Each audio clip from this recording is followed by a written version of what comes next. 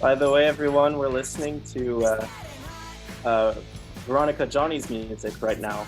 If you're interested in checking out the Johnny's music, have a look at this playlist that I made.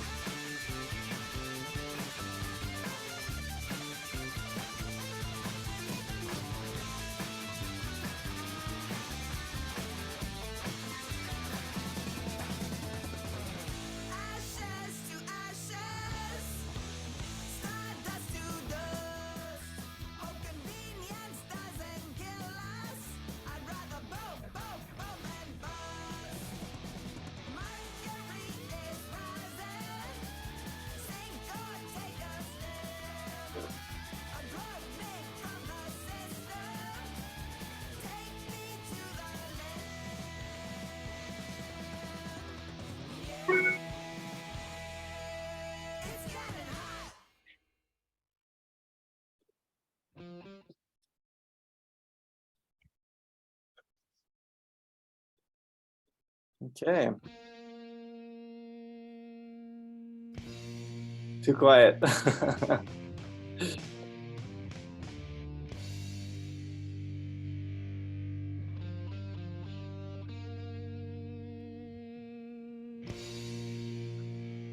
So,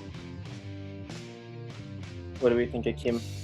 I'll let you decide when might be. Oh, hey, how's it going?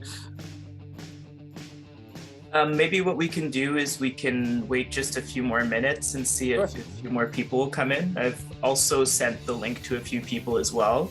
Awesome. And yeah, maybe we can start at 5:10. Sounds great.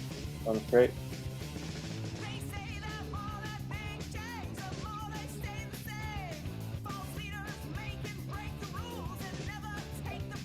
You're all having a good week so far. Like it's just begun, but it already feels quite busy.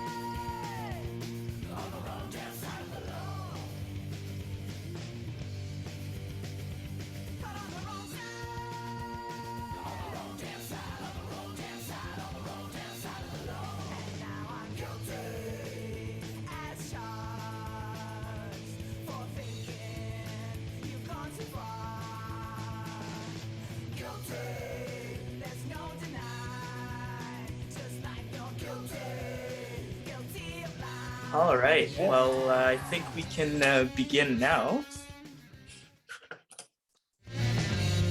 Yes. Making a comeback.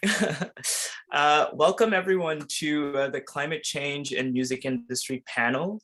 It's a panel organized by OMI, the Ottawa Music Industry Coalition, as part of their Independent Music Business Series, and it's also co-hosted by Music Declares Emergency Canada. My name's Akeem Oh. I'm a singer-songwriter, producer. I also write music for television and for theater.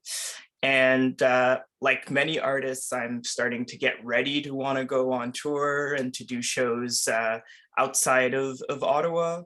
And the whole carbon footprint thing has been something I've been thinking about quite a lot, as someone that goes to shows and wants to play shows.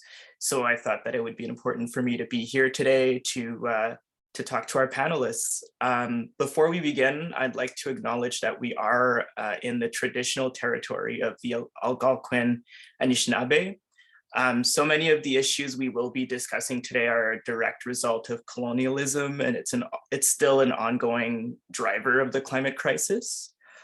So before we do get into the panel, I'd like to invite Karim from Oh just to tell us a little bit about Oh for anyone who might not be a member or might be new to Oh. So Karim, I'll give you the mic.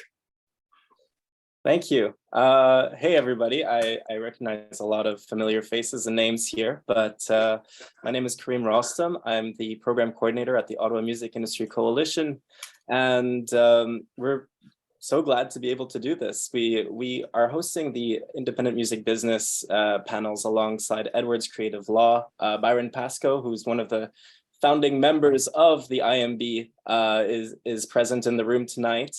We're also super thankful for Ontario Creates for their help in supporting us and making this possible.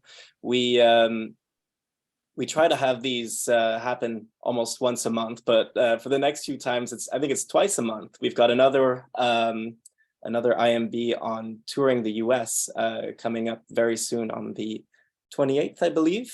And I should also mention that tomorrow, January 25th, I believe, is the day tomorrow.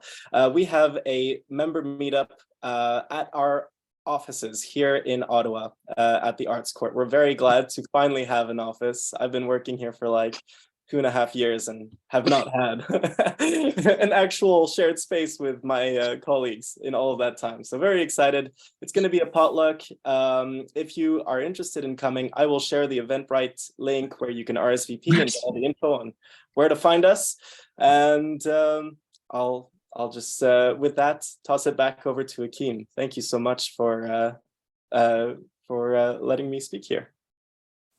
Thank you. And if ever you guys do have any questions about Oh, please do send a message to Karim or go and find them on Facebook or Instagram. And there's also their website. And I'm sure that one of the wonderful staff members will be able to forward all the information you need. So I'd like to welcome our panelists. So we have Veronica Johnny, who's an activist and artist, Annette Hegel, who is from SCALE, the Sectoral Climate Arts Leadership for Emergency, and Kim Fry from Music Declares Emergency Canada. So what we'll do is we'll get the panelists just to tell us a little bit about their role and what they're doing. And I was thinking maybe Kim could start first since you're co-presenting with Music Declares Emergency. Great. Thank you so much, Akeem. So hi, everyone. My name is Kim Fry, and I am the coordinator of Music Declares Emergency Canada. I use she, her pronouns. And I come to music from the activist climate world more than being a musician, although I will say that I believe that my politics and commitment to this issue come from the music that I was raised on growing up, and everything from Raffi. I was an OG Raffi fan in the late 70s, early 80s, to Neil Young, to Ani DeFranco. And I know that much of my political journey has been the music that my parents raised me on and that I listened to as a young adult. So I've always really recognized the power of music to affect social change, and worked for Greenpeace and a number of other environmental organizations. So it was no surprise that my daughter, when she became a musician, very much wanted to marry those two worlds. And we, along with a number of musicians and music industry folks, helped start up the Canadian chapter of Music Declares Emergency and launched about 2 years ago. Though many of us had been involved in the climate strike in 2019. And so we were really excited to create an organization that would help harness the cultural influence of music to declare a climate and ecological emergency, and also help the sector become more sustainable and to actually reckon with the climate impacts of the sector. So to give you a little bit of background about Music Declares Emergency, the organization started in the United Kingdom in the summer of 2019, as a lot of the climate strikes were being led by students around the world, and Extinction Rebellion was very active in the UK, and a lot of musicians and people who worked in music were seeing each other at these various protests and rallies, and really decided to come together and start talking about what the music industry could do, both because the music industry is impacted by climate, and also because the music industry has a significant impact and has a lot of cultural power to change people's hearts and minds, me being an example of that. So we'd been in contact with them shortly after they launched in 2019. And by 2020, they were ready to start helping support other international chapters to start up. And Canada was one of the very first, along with France and Germany, to launch. And I think we're creeping up on 20 countries now, which is pretty great given how short a period of time we've actually been around. The Canadian chapter is currently almost all volunteer. I've been paid a few times, but we're very, for all intents and purposes, volunteer organization with very little funding. We're really hoping that's going to change this year. We've applied for some funding, and we have a lot of projects that we're focused in on, which I can get into a little bit later. We tend to work both with people in the climate movement. We're a member of the Climate Action Network, for example, but we also work within the music space. We've been working with a number of music organizations and record labels. We're a member of the Canadian Live Music Association, for example. So we occupy these different spaces. And we in Canada have decided to focus a fairly big part of our effort on greening the music industry, but also supporting artists to write music that responds to the ecological and climate crisis, to create art that does respond to the unique challenges we face, but also to create visions for the alternative world that we're trying to build. And so we'll be doing a number of songwriting camps in the coming year. We also do showcases and curation. And then I would say our Canadian chapter has also really tried on the international scale to push a greater emphasis on Indigenous peoples around the world, who are very much on the front lines of both the impacts of the climate crisis and, in lots of cases, land defense. So there's, I think, a growing recognition within the international group of the legacy of colonialism, as you mentioned at the kickoff, Akeem. And we really try to work with and amplify and support Indigenous land defense and Indigenous artists and creatives in the work that we do as well as some policy work, and then, working with organizations like Scale. So that's a little bit about us, and we have some exciting things that I'll get into for 2023. Thank you. Great, thank you so much, Kim. Annette, did you want to say a few words as well? Sure. Thanks, Akeem. Thank you, Oh Mike, for having us. I'm really happy about being able to talk to all those people that I know too, that have come onto this call tonight. I'm here tonight to speak a little bit about Scale, but even more so to kind of connect with people in the city and to see, what Oh Mike's members' needs are and how we can support that. Scale is an organizations and network of networks. Our ambition is to really become the hub for artistic climate activity and connect people. So, for example, connect Music Declares, with the theater world, with the visual arts. It is really an organization that will overcome the silos of the different art disciplines, because there's a lot of work that's being done within various disciplines in regards to climate. And we have not managed as of right now to come together as a critical mass to really gain momentum and move the needle. We're always looking for the famous needle to move forward as the cultural and art sector in this country. So it was formed in 2021.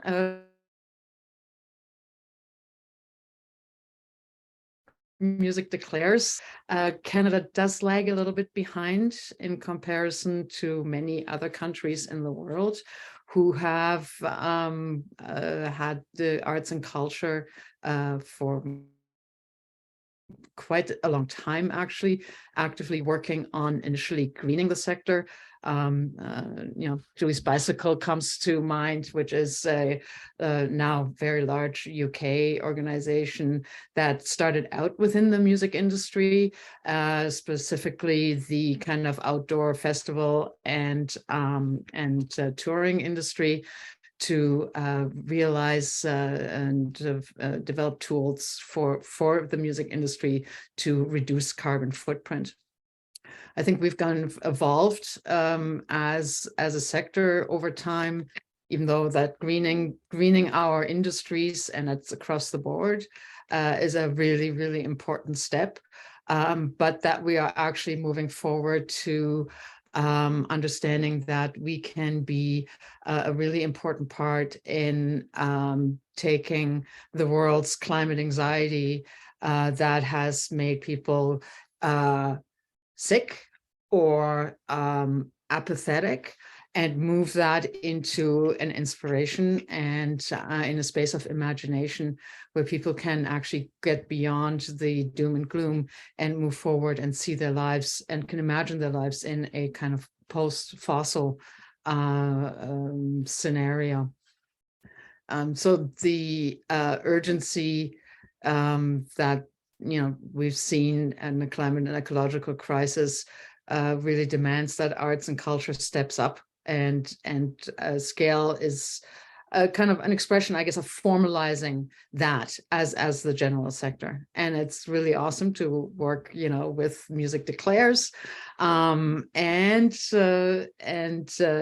also the Canadian Climate Action Network, where we bring culture and climate activists together and learn from each other. So we're just kind of working within like very distinct modes. Certainly mode one, or if we want to number it, is greening the sector. And there are tools that, we promote, for example, like the Cultural Green Tools of Canada, which is a tool that's specifically used, I think, in the music industry and performing arts right now to kind of assess your footprint and how to overcome that fossil overuse. We're also really supporting the raising of the profile through communication and socialization. So the arts and culture can translate science into the realm of the mainstream.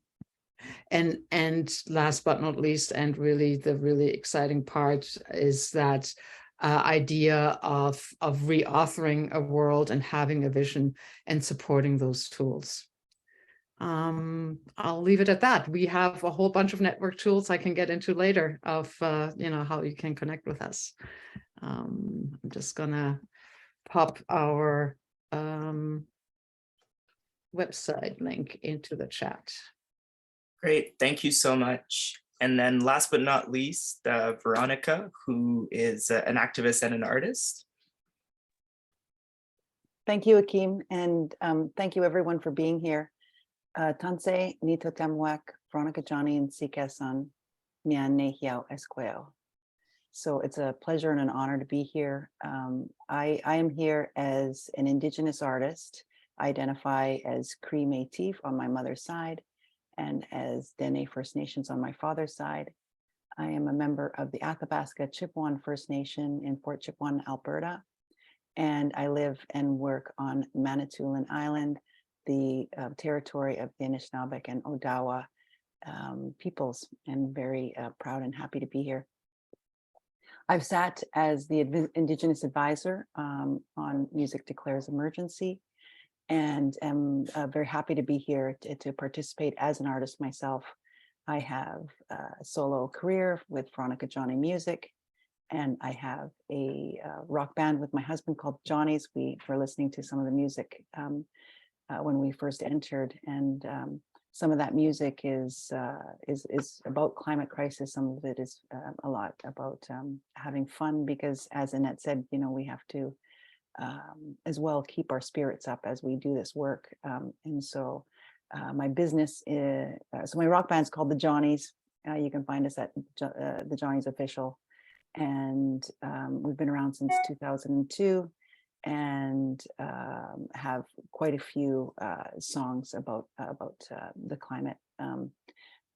As well, I have a business called Indigenous Education for All, which is about creating understanding between Indigenous and non-Indigenous people and lifting Indigenous women's voices through storytelling, film, and music. And I really like many of the things that you were talking about, Annette and Kim. I'm really interested in many of the tools and becoming a big part of your organization too. I'd really like to talk to you more after this for sure. And I'm also here to create those connections and to learn and to meet people as well. What else can I say? For me, I think like many artists who are trying to green our own, you know, our own business practices, our own artistic practices, you know, we've been pivoting into doing a lot more virtual. We've been now when we start planning any travel at all, we're really trying to extend that travel, or so that we're in the location for longer, so we can create a connection with the people there and with the land and the water. And so that's one thing that I would like to encourage many artists who are out there, as you are planning your tours, to potentially plan to stay longer and to really connect with the land and the water and the people that are on that land.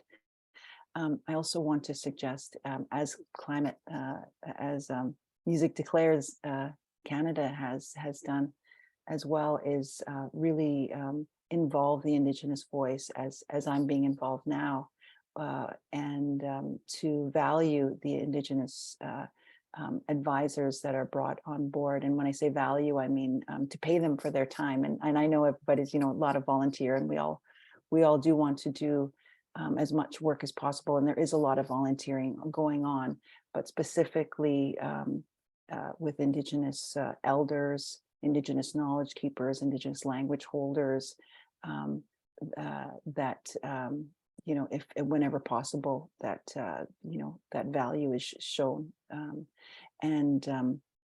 What else? So some of the work that Indigenous is doing and has been doing for some time is language revitalization. And I've said this before at the Climate Live Summit, I really believe a lot of the answers that we seek today are actually in Indigenous languages, that as we know, language is culture, culture is language. And the more I learn, I'm a residential school survivor. My father was a residential school survivor. He spoke his first language of Denisalin when he was young.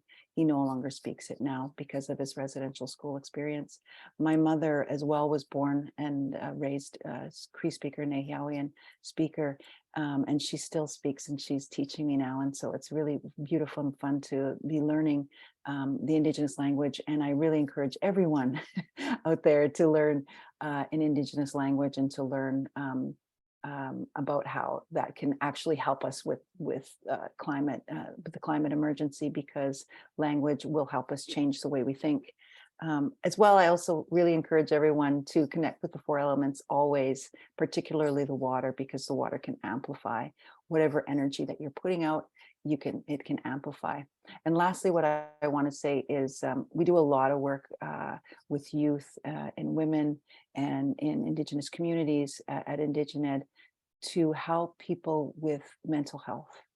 Because as we do this work, we do have to make sure that we are taking care of ourselves, because as we know through the fight or flight response, which also includes freeze and fawn, that the brain does not work well when we're stressed out. So we have to figure out a way to maintain our energy, work on our stress levels and our mental health, and help each other do that, and figure out ways to do that so that we can keep our brain nice and clear, stay calm, and actually figure out a way forward, which includes coming together, which includes bringing all of the arts sector together. I know you'd said that earlier, Annette, in an earlier conversation we had about bringing, mobilizing all arts sectors together. And so that's what I really admire about your organization.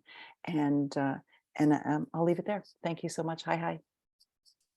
Thank you so much. So my first question that I have for the panelists tonight is, what can touring artists do to lessen their carbon footprint in the industry? I can start if people want to chime in. I guess I'll start by saying that the creative green tools that were developed by Julie's Bicycle, and Annette mentioned that it's been around for a while, over a decade, finally have come to Canada. And so the Center for Sustainable Practice in the Arts, who we do a lot of work with and Scale does a lot of work with, they worked with Julie's Bicycle to adapt those green tools. And so there's now a set of tools called Creative Green Tools Canada. And we've been doing quite a lot of work with them to promote making data-driven decisions. And so they have a carbon footprint tool, and they do, you can get in touch with them directly, and they also do quite a lot of webinars and sessions where people can learn more about their tools. And so that's a great way to start. We're also working with a number of artists and festivals and management teams, and are happy to be in touch with us around participating in some of the campaigns that we'll be launching in 2023. And I'll pause to say that it's estimated that the live music sector, the vast majority of the emissions, like over 90%, it's estimated, actually don't come from the musicians themselves touring, but actually come from audience travel. And it, I think, in a way takes a bit of the pressure off, because I think a lot of artists feel really guilty when they need to travel and they need to tour, and they do need to tour.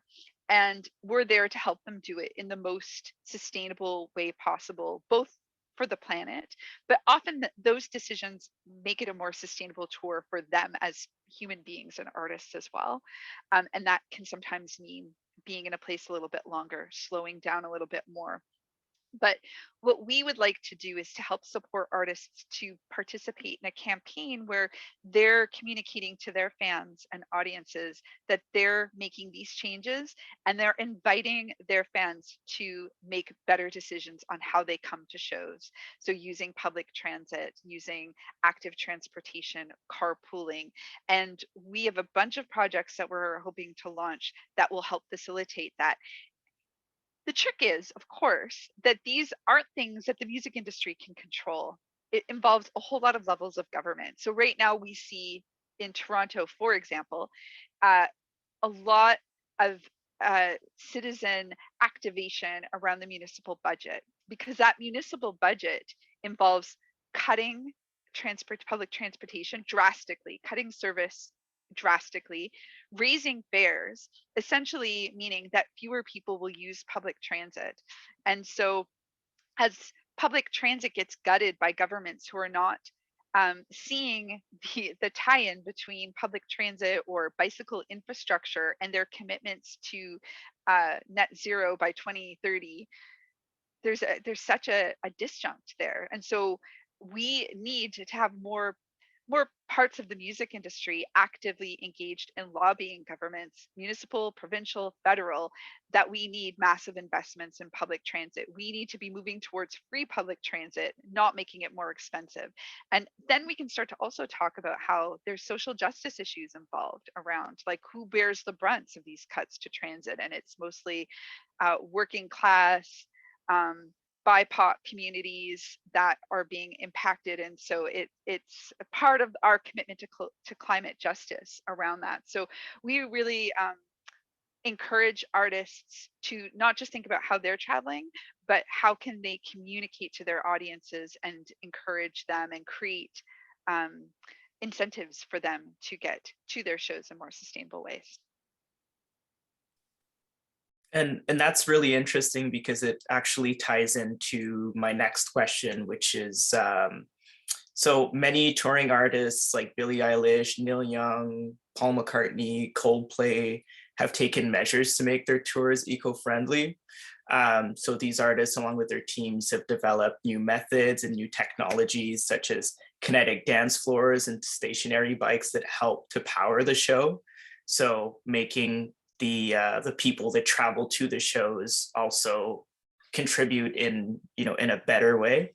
And yeah, as an artist, I strongly believe that so many answers to these issues can be developed locally as well. And especially in Ottawa, where there's like a growing art scene, where there's always shows going on and so many festivals year long. So what could be done on a local front to ensure that local artists are also helping to lessen their carbon footprint? And we can also tie in what can be done by people going to these shows to lessen their carbon footprint as well.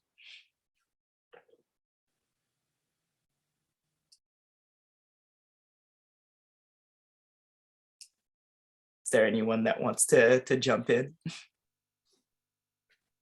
I'm just thinking here, where do I start? I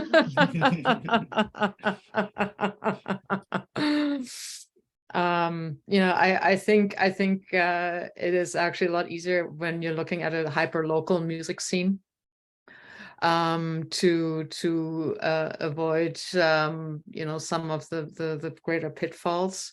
I think there's an incredible amount of opportunity to collaborate. And for example, in Ottawa, music scene to collaborate with Ecology Ottawa. Those are like organizations who kind of really push the climate agenda forward. It's really not so much don't use plastic straws, and piling it back onto the kind of individual consumer. It is really much more so of engaging with your audience to develop a kind of a change in attitude, really, and in particular in Ottawa, speak truth to power, where we are blessed with a city council that has declared a climate emergency, but is actually right now widening highways and cutting back on public transit and all those fun things. So I think rather than the whole like the place of consumption or the actual activity, it is the power in music and the power in the arts lies into talking to our audiences and helping our audiences to understand where they can be empowered themselves, excuse me, to actually take some action and talk to the powers that be. Because in the end of the day, it's, if our elected officials don't give a rat's ass and are only interested in getting real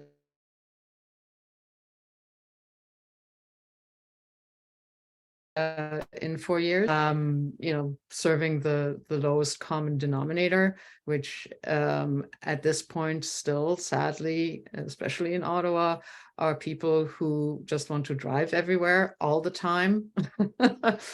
I think that is the most powerful point where the Ottawa music scene can make a real change.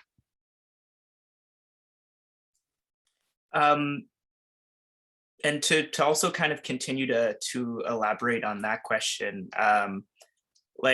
you were saying that music and art does bring people together, and it's important for these artists to also not necessarily to push, but to share that we need to do better. How else can music and other artistic mediums play a part in tackling a climate crisis? Well, I can. I was going to say, I would love to one. pass it over to Veronica. Thank you. So I think writing about it is a big deal. So that's what we've been doing more and more. So it's just as writers, we're really trying to reflect back what's happening in today's society. And so how can we not have a song about what's happening now? And even things like, pardon me, one of our songs is called Rock. It's literally about Mother Earth. Another song is The Wrong Damn Side of the Law, which was written in 2012, when I was one of the main women. There were 13 women that were organizing the event in Ottawa in 2012. That was part of the beginning of Idle No More. I'm also an auntie on the International Indigenous Music Summit. And so, these are conversations that we have a lot in Indigenous circles. And so definitely writing about it, whatever medium that people have as artists, to use that medium to forward, to bring, to move this forward. So again, so that we are, because I do agree, there's so much power in the arts. There's so much more, even more so than I feel like that political power. And so it's really, as artists, to try to use that influence, use your platform as you're standing in front of hundreds or thousands of people, pardon me, whether it's on a stage or on a screen, to bring these conversations forward, and to keep people talking about it, to keep people visioning the future that we want to vision, and create and use our imagination to create music or art or dance or movement, so that with every person that we bring on board, that's another person that's going to be working towards this goal. And so more creation is required. I think collaboration is a really big one. I think that the more that we can come together and create understanding through our art practices, I think the closer that we will get to seeing some things. And I do think that we do need to help to get the message to our leaders in some kind of more organized way. Would be great, like as well, like you're saying, encouraging people to give them incentives to get to our show in a more green way. Maybe we can also look at giving people incentives to write that letter to their MP, or just take every step that we can towards our goals, and hopefully create some real change through that. Thanks for that. Thank you. Can I just jump in on that one? Because I so so love what Veronica said. And I think, I think we underestimate in a way the platform that musicians have and the capacity for music to really like touch people on a level that environmentalists and scientists have been unable to do, right? And I've been working on climate since the early 90s, and I've worked for Greenpeace and different organizations. And I think when you rhyme off numbers or you sort of show graphs, it doesn't hit people in the same kind of way that a song can and touch people's spirits. And I think for too long, the climate movement or the environmental movement has tried to change people's minds. And I think in lots of ways, people's minds have been changed, but really needing to change people's hearts and souls. And that's where music comes in. And where the nitty gritty of supporting artists to actually green the sector comes in is what we've found is a lot of musicians are nervous to use their platform because they don't want to be seen as hypocrites. And so there's a lot of support work to be done to say it doesn't have to be perfect and you don't have to be perfect. And it's really the audience travel that's the biggest source of emissions anyway. So let's work together. But finding some concrete solutions helps give musicians and artists a bit more confidence to be able to then use their platform. So we see these things as like really going together. And then just to step back around the hyper local music scene that Annette mentioned, and Akeem, you were saying like, well, what does this look like in Ottawa? Having grown up near Ottawa, I know that the big center, it used to be called the Corral Center. I can't remember what it's called now because it changes the name all the time, but it's so far away from where most of the population lives. It's out in the suburbs. And I know what Ottawa transit is like. Most people are going to drive there or they're going to take a taxi or an Uber, right? And so how do we build transit systems in where you might have a music bus that's taking people from another part of Ottawa, and here's where the hyper local part comes in, tapping a local Ottawa emerging musician to play on that bus and do a little pop-up concert and get to go for free into the show. And it's like, imagine it's the Arkells who are playing. You find an artist who's going to appeal to Arkells fans, and you start to use those big stadium concerts as an opportunity to share the wealth and build up the local music ecosystem and highlight and profile emerging artists. And so I feel like there's a lot of opportunity we have to support local while addressing these climate issues. Thank you. So I used to work for a federation called La FESFO, which is La Fédération de la Jeunesse Franco-Ontarienne. So they represent Francophone youth in French high schools in Ontario. They're a cultural, social, political federation that's run by these students via a General Assembly that's held annually. And one year, a lot of students came up to us saying that they wanted our events to go green. And so the federation became a sustainable federation. Are there programs or grants that seek to help artists and organizations that could help them make the switch?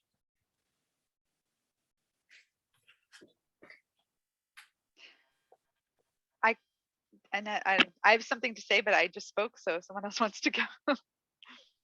I mean, there are certainly there are tools, and as Kim mentioned earlier, the CG tools Canada. Let me just pop that into the chat.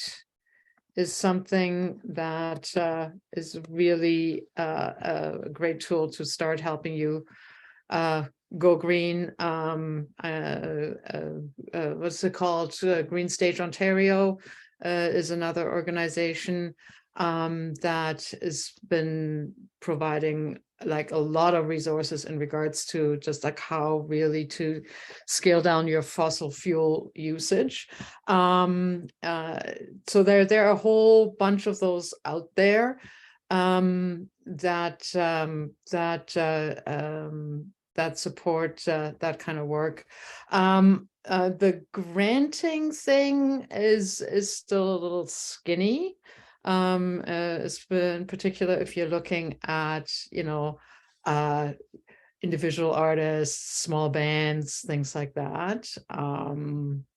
It's interesting, though, that there is rumblings at Canadian Heritage and the Canada Council to really look into supporting that climate agenda, because this is part of their strategic plans in the future now. So they have to kind of figure out what to do. And it's one of the places where Scale is actually quite actively involved in communication and deliberations with them to kind of think this through, to make sure that we support artists, that we don't just expect artists to go green, but we also need to support them, in particular with funding, to make those to make those changes. Again, it's a little frustrating because Canada is lagging so far behind, and there are some incredible models in the European Union to support that, which I continuously say, we don't need to reinvent the wheel. We can just take this great thing that's happening over here and we can just duplicate it over here. And I think more and more the world comes around, and Canada is coming around to is like accept models that are already happening in the rest of the world. So that is encouraging to me. But one of the things that, you know, that will be available at Scale as like the website initially, because we're a national organization, will be the information hub.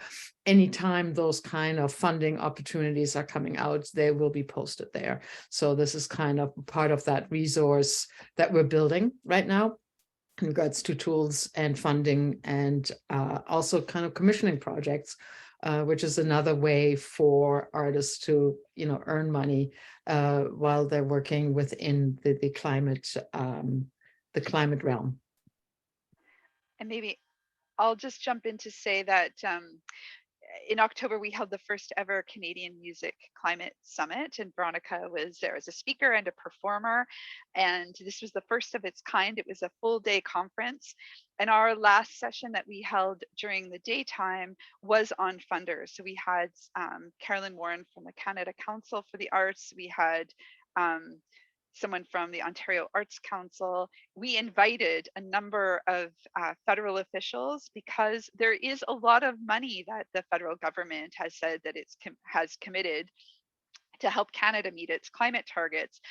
We spent months trying to get someone from ECCC or Natural Resources Canada. It was very, very hard to get them there. Now that we've done it once, we're hoping that we've got their attention, and we will be doing another Music Climate Summit this fall with many more partners and on a much bigger scale. And one of the big pieces of that we want to address and explore is that funding that's available. And so we have been having meetings with a number of funders within the music space around developing money that's available for festivals or artists or record labels that want to explore some green initiatives. So there's extra money that's set aside for those projects as a kind of carrot approach, but also to move towards mandating all festivals, artists, etc., if they're going to be eligible for that funding, that they need to come up with a climate plan. And this is starting to happen in Quebec, and it happens in other jurisdictions. As Annette says, we're a little bit behind here in Canada, but we need more funding. Our organization is doing 10% of the work that we could be doing just because we don't have funding. So we need funders, we need various levels of government to step up and to actually put funding towards this work, because what we've heard from some funders is that the cultural sector isn't a big emitter. And that's true. We might not be as big as other sectors, but the cultural influence and power that the cultural sector has is enormous. And so we need this work to get properly funded, both for our organizations, but also for the musicians and music organizations out there. And we're really hoping to make that happen in the coming year. Thank you. Thank you. To your organization, what does sustainability in the music industry and in the arts industry in general look like? Oh, we've gone way past sustainability. We are in resilience mode, quite frankly. I think everybody needs to accept that we're going beyond the 1.5 degrees. we now have to step up as a cultural sector to become both innovators and places of imagination, as well as refuges. And I think it is very important that the arts and culture is going to be there for the people impacted on the front lines, especially in Canada, where in kind of a looking in a worldwide model thing, that we will have the resources as an incredibly vast and wealthy country to harbor those climate refugees and support them. And it is, you know, as Kim mentioned earlier, it is the indigenous peoples of the world who are sitting on the front lines, bearing the brunt of a situation that has been created through European Western colonization and capitalism. And you know, the responsibility for us, especially as looking at a settler community in Canada, to step up to the plate and take the responsibility to create those refuges is one of the most important things. I think sustainability is really sustainability is the words that I think we should park. We should start looking at, let's stop being extractive and be regenerative. And that is where we are incredibly lucky to be in such close proximity in a relationship with Indigenous people in Canada.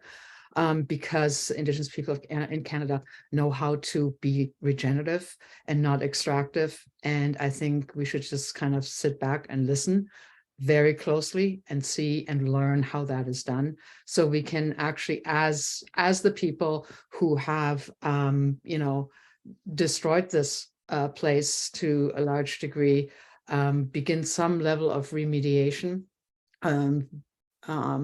that gets the land back to a place not fixed and in a pristine state as it was before we came, because that will never happen, but in a place where we can give land back that is safe for people to come and inhabit it and live on it and create their own futures.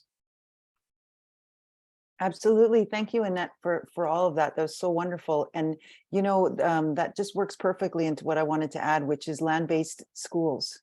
So there's so many, Indigenet also is a partner of the Toronto District School Board. And I get to see a lot of students and a lot of teachers throughout the year. And there's so many teachers that just want out. There's so many students that just want out.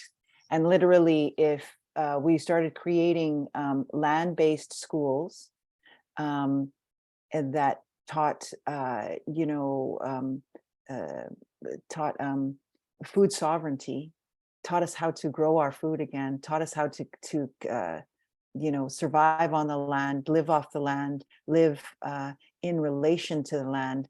And there's more and more land-based schools popping up everywhere, and you know, there's a huge demand for it as well. And so as we learned through the pandemic and all of the shutdowns through COVID, we did see the earth regenerate. There were lots of examples of, if we change our behavior, we can change our future. And my husband has always said this. He says, you know, when the average person's convenience is threatened, that's when the real change will begin. And we are there. The average person's convenience is being threatened. And that's what one of our songs called No More Business as Usual is about. And definitely capitalism is at the top of that. And all of these ways we've learned to live over time that we've become very used to, we need to really look at that and change that. And I see that happening all over. And we are creatures that can learn, we can learn to change, and we can learn to think differently, and we can learn to be cooperative. We need to get back to kindergarten, right? And really think like little kids and really work together. And also call upon our wisdom and act like elders, and really know what action to take and what's words to speak, and where to show up and where to no longer show up, etc. So it's been a real pleasure to be here with you all. Thank you so much. My last question before we do ask a few questions from the people that joined us here tonight is what kinds of changes are taking place around the world that we can put into practice here? And where and how is this country playing a part in the innovation?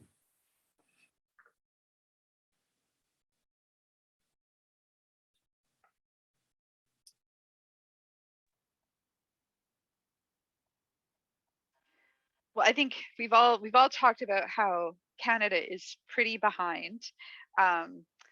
There's so much more happening throughout Europe, and even in the US, I would say, just like more organizations, more conversations, number of music labels who've created positions of like VPs of ESG, environmental sustainability goals, and I believe that Warner, Sony, and Universal have all created those positions, but it's all in the US. And so I feel like in Canada, we punch way above our weight in terms of the songwriters that we've had, like contemporary ones like Veronica or the Weather Station or Sarah Harmer, who are writing about these themes. Logan Statz, who spends a whole lot of time doing land defense on the West Coast, to Neil Young and Joni Mitchell. So on that level, Canada has had enormous influence around the world. But in terms of the actual Canadian music industry, we're definitely behind. Like, even in terms of, I'm wearing our No Music on a Dead Planet t-shirts, and we had to work with a few different companies to get them to do some things differently before we felt good making these shirts. But in Europe, there's T-Mill and a whole bunch of t-shirt manufacturers, and they're doing closed circular economy, closed loop. So when you're done with the shirt, you mail it back to them and they recycle the fibers, or things like green vinyl. They're making tons of innovation in Europe with money that's being invested from the EU towards this. And we're just not seeing that level of investment here. And that's why we're really, with scale in the importance of doing that lobbying work and talking to various levels of government to get that kind of innovation. So in some ways, Canada's like a hard country to tour as a musician. It's so spread out that it's doing a cross Canada tour is difficult. There's a huge carbon footprint and it's expensive. So figuring out how we can tour better and more in a more regenerative way, both in terms of the earth and the climate, but also regenerative to the communities that people are touring in. It needs to be part of the conversation, I think. And learning from the people who've done it well. So I'll point out Hillside. The Hillside Festival is a thriving festival in Guelph, Ontario, that has done tons of innovation for decades around addressing environmental issues, and is a regenerative festival in how they operate. There's a sacred fire that's there and has been for a very long time. And there's just like a real consciousness of being connected to the land the festival happens on, and doing lots of really innovative things. And so we need to take that example and really promote that more than we currently are. We need to, I think, push some of the spaces within the Canadian music industry. We had a panel at Canadian Music Week last year, and I'd say the average attendance at a panel was 200 people, 300 people, and our panel had maybe 45 people. And so we need this to go up and be a greater priority within the music space, within the music industry, and within our various levels of government. And it's interesting that you did mention the whole green vinyl, so vinyl records, because in Canada we're the biggest producer of vinyl now, and we also make CDs and cassette tapes for major labels, and then they get shipped out. But this vinyl is not, it is not recycled at all. It is, 180 grams to 200 gram records that, cannot be, properly disposed of afterwards or reused, which is too bad. You would think that, there would be some sort of effort to make this vinyl green, but there isn't really any sort of effort here, and so that's something that could be interesting, if artists also did request that type of thing, because I've worked directly with Precision Records and Canada Boy Records many times with the Record Center's music label, and it's only if enough artists and bigger labels ask for these type of things that changes will happen, but it's not the type of change that would be put in place, and it would also cost a lot more for artists to make. Was there anything else that the panelists would like to elaborate on or mention before we do go to the chat for some more questions?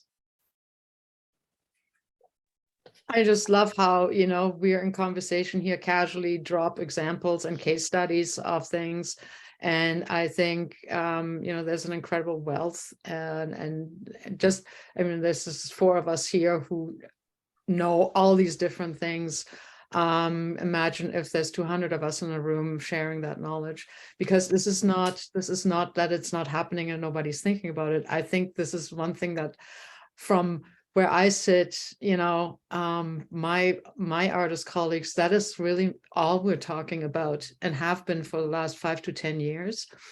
And I think that, again, if we can mobilize this as a greater force, if we can be as powerful as hockey fans, then maybe we can start leveraging some of funding to come that way. For example, to support artists in doing green vinyl, and there is a grant at Canada Council that covers the cost difference to produce that, right?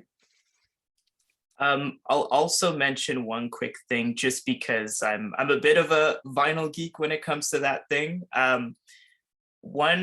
So in the late 70s and early 80s, a lot of vinyl was being produced with just less of those plastic materials used, and that completely diminished audio fidelity, which is also another issue. How can we make records that are eco-friendly but still have that same amount of fidelity and quality to them as well?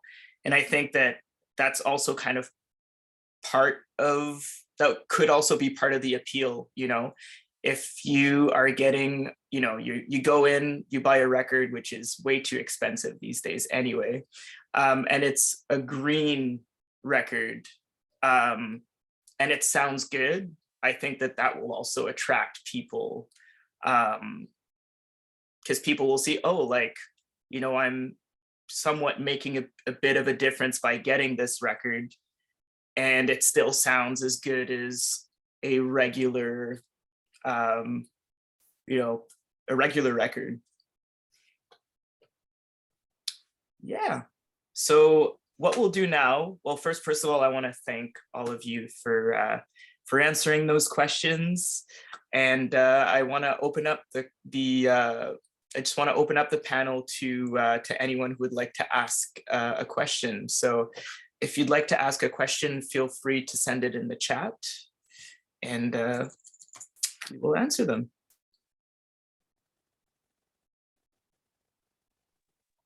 Are people able to unmute if they want to as well? Is that possible? Or can they raise their hand? I'm not sure. I think they can ask to be unmuted. Okay. Yes, if anyone wants to ask a question, we can also click unmute on each person that's in the that's currently here. Any questions at all? It's okay if there's none. That's okay. I think Rachel. Oh, Rachel. Hey. Hi, I'm Rachel. Nice to meet you Rachel, all. sorry. No, that's okay. It's spelled the same. You can't know.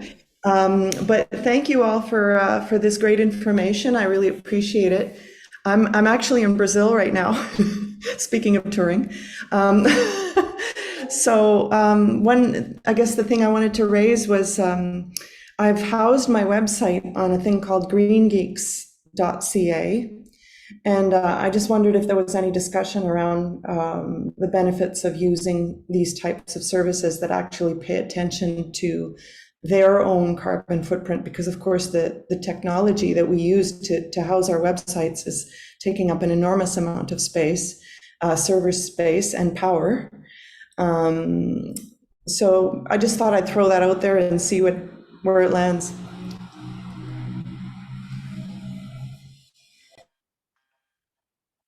I think that I'm excited to know about greengeeks.ca. I'm not familiar with them. I do know that we have had discussions about doing a campaign around how people listen to music, because if you stream, for example, you're just like live streaming off of Spotify or Apple Music or Tidal or whatever you use. And none of those platforms pay artists nearly enough money, which makes them more reliant on vinyl. That's another discussion. If you download it onto your device and listen to it from your device, has way less carbon emissions than if you're always streaming things, which I've had to unlearn because I tended to listen to CBC. I could go move around time zones, but if I listen to streaming CBC on my tablet, the impact of that is way more than if I just turn on the old-fashioned radio. So it's reprogramming people to think, because it's invisible. I think people assume there isn't, like, oh, streaming is so much better than listening to a CD or vinyl, and not necessarily. Yeah, there's definitely conversations happening with the various streaming services about what kind of energy and electricity are they using. I know Google did a bunch of work to most of their servers are in solar farms in California. So there's definitely some companies that are paying attention to this, and it is definitely something we're beginning to discuss.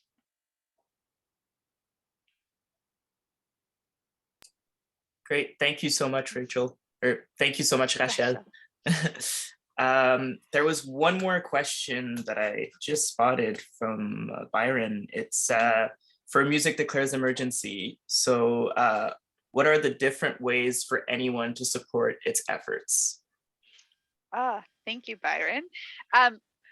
There's a bunch of things. One is, if you haven't signed our declaration, please do.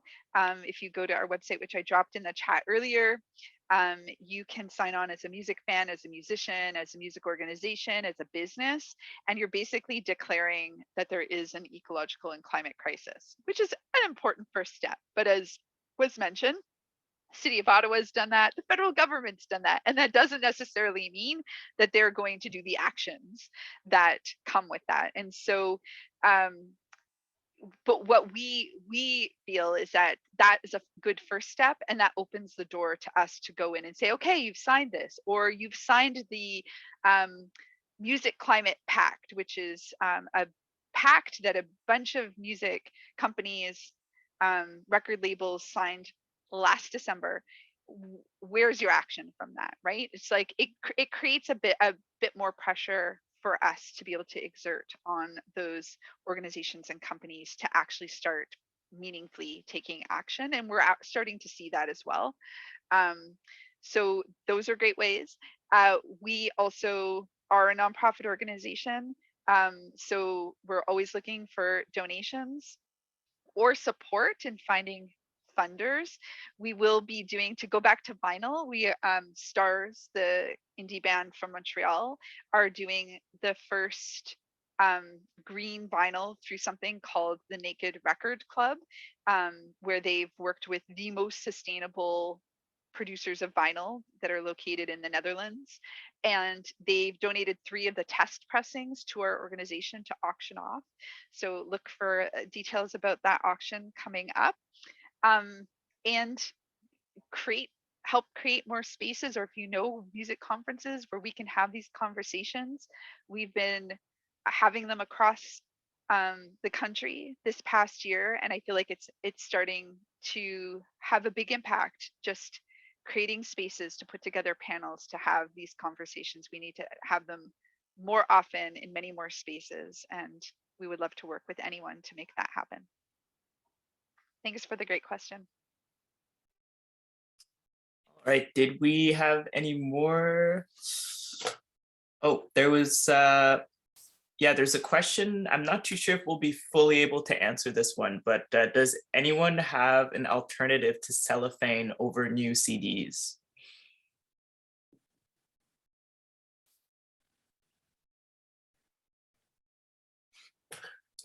Oh, you'll have to unmute. You can ask the companies not to wrap them in cellophane. And I know many artists who have used 100% recycled paper, and then they might put a little sticker to kind of hold the CD in its place and aren't doing the plastic wrap. I know my daughter's band, when they did their first and only run of vinyl, they did there was a mistake made and it didn't happen, but they asked to not have the vinyl shrink wrapped. And some artists are doing that. And you can pay a little bit extra for the reusable plastic sleeves, or they'll just put a little sticker. So I think packaging is becoming more and more of a conversation as well. And we will be, during Juno's week, launching, it's going to be called the Canadian Music Industry Climate Pack. It'll be about a 30 or 40 page document for musicians, venues, festivals, etc. We are adapting the one that was done in the UK, and we're working with the Creative Green Tools Canada on our Canadian version. And we'll be launching that, and it will have a whole bunch of tips, like, ask to not have the cellophane wrap, and some, like not the most transformative things, but some concrete steps that the artists can start to take, or music fans can start to take, or venues can start to take to move in the right direction. And now that I think of it as well, some major artists on major labels have done that as well. Like the artist Lorde has done that as well on her last record, where she pledged that she would not release an album with the cellophane wrap over her records on her new records, as well as reissues coming up as well. And the paper as well for the records are made with recycled paper as well. And there's also been examples of artists who have put just like seeds for trees in their covers, so that like if they do end up in the trash, that they might grow into a tree. Was there any more questions? Anything that our panel wants to say before we conclude this panel tonight?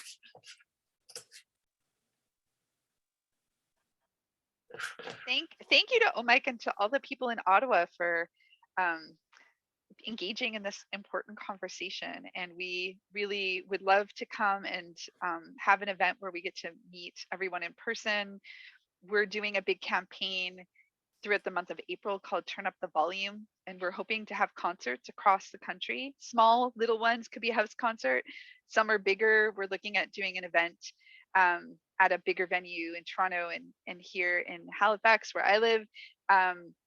So if you are interested in making a concert, an event happen in April in Ottawa, please reach out to Music Declares Emergency Canada, and we would love to partner with you on that. And I just look forward to having many more conversations, and it was so wonderful hearing from all the panelists, and I appreciate that these conversations are happening more and more often. So thank you. Yeah, and we are lucky that we have the proximity being in Ottawa. So Scale can certainly be around for OMIC as a resource directly. And I know Kareem and Danielle and I have worked on a whole in other worlds with other hats on. So it's certainly a way of starting to bring music into the other disciplines too, and connect music with them in that way. And looking forward to have Music Declares come through town. The other thing is that between Music Declares and Scale, we'll be able to connect the Ottawa music scene with other initiatives across the country, where people who are already working on similar ideas can do that kind of knowledge sharing and, the resource sharing. And, as Rachel is like, working with Green Geeks, like it's really kind of fostering those conversations that, Music Declares us specifically for the music industry. Scale does and amplify for the arts and culture sector across the country. So, you know where to find us. It's just, if you, it's really, I think, between Scale and Music Declares, we're going to be there as resources, and we can only grow as resources the more people interact with us too, so we can really carry that forward. It's been an honor, Veronica, to meet you, and thank you so much for being part of this conversation.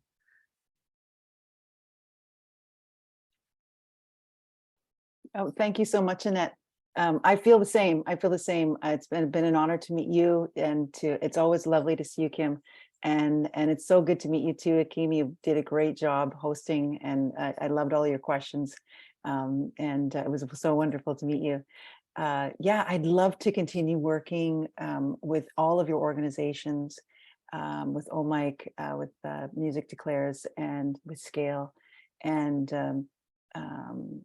as an artist, either as a solo artist doing traditional hand drum music, or with my rock band playing high energy rock and roll, or with my business Indigened doing workshops, or being as an advisory role, or just working with people to help again with mental health. It's been the biggest part of my business for the last 2 or 3 years, is just really helping individual people to ground themselves, connect with the elements, connect with the earth, work on a relation with the earth and the water, and to connect to each other. And it's just been a wonderful time spending this time with you. Thank you all so much. Hi.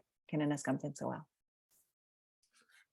So I'd like to thank everybody for joining us. I'd love to thank our panelists tonight. So Veronica Johnny, Annette Hegel, and Kim Fry from Music Declares Emergency Canada.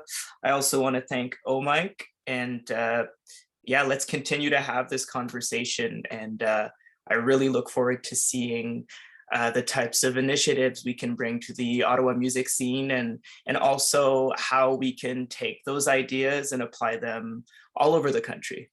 So thank you everybody for joining us, and this stream will be available on the OMIC website and the OMIC Facebook. So feel free to share it with your friends, share it on social media, and this will be an ongoing conversation, I'm sure.